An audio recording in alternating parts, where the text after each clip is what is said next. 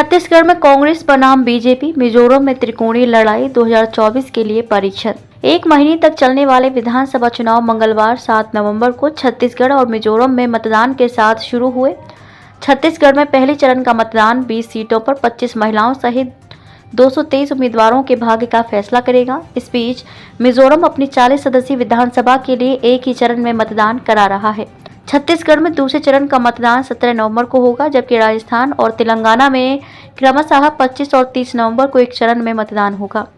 सभी राज्यों में वोटों की गिनती 3 दिसंबर को होगी। इन विधानसभा चुनावों को केंद्र में भाजपा, नवगठित विपक्षी भारतीय गुट और क्षेत्रीय दलों के लिए एक अग्नि परीक्षा के रूप में देखा जाता है और उनके परिणाम आगामी 2024 के लोकसभा चुनावों की रणनीतियों को प्रभावित करने के लिए निश्चित हैं। छत्तीसगढ़ में मुख्य मुकाबला सत्तारूढ़ कांग्रेस और भारतीय जनता पार्टी बीजेपी के बीच है।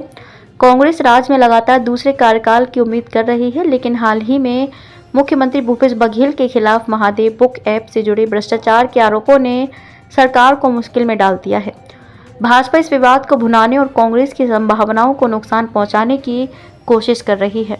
हालांकि Mizoram, Mizo National Front, MNF, Zoram People's Movement, ZPM और कांग्रेस के साथ प्राथमिक दावेदारों के रूप में अधिक विविध राजनीतिक परिदृश्य देखता है। भाजपा मिजोरम में भी 23 सीटों पर चुनाव लड़ रही है, जबकि आम आदमी पार्टी आप ने 4 सीटों पर उम्मीदवार उतारे हैं। छत्तीसगढ़ में मैदान में उल्लेखनीय उम्मीदवारों में पूर्व मुख्यमंत्री और भाजपा नेता डॉक्टर रमन सिंह और कांग्रेस की राज्य इकाई के प्रमुख और सांसद दीपक बैज शामिल हैं। मिजोरम में MNF नेता वर्तमान मुख्यमंत्री जोरमथांगा, ZPM के संस्थापक लाल दुहुमा और राज्य कांग्रेस प्रमुख लाल सावता प्रमुख प्रतियोगियों में से हैं। कांग्रेस ने छत्तीसगढ़ के मतदाताओं से कई वादे किए हैं, जिनमें जाति जनगणना कराना, किसानों को ऋण माफी प्रदान करना, गैस सिलेंडर पर 500 रुपये की सब्सिडी की पेशकश करना और आर्थिक रूप से कमजोर वर्गों के छात्रों के लिए मुफ्त शिक्षा सुनिश्चित करना शामिल है। दूसरी ओर भाजपा ने कथित भ्रष्टाचार और धान की बढ़ती कीमतों को लेकर सत्तारूढ़ कांग्रेस पर निशाना साधा है।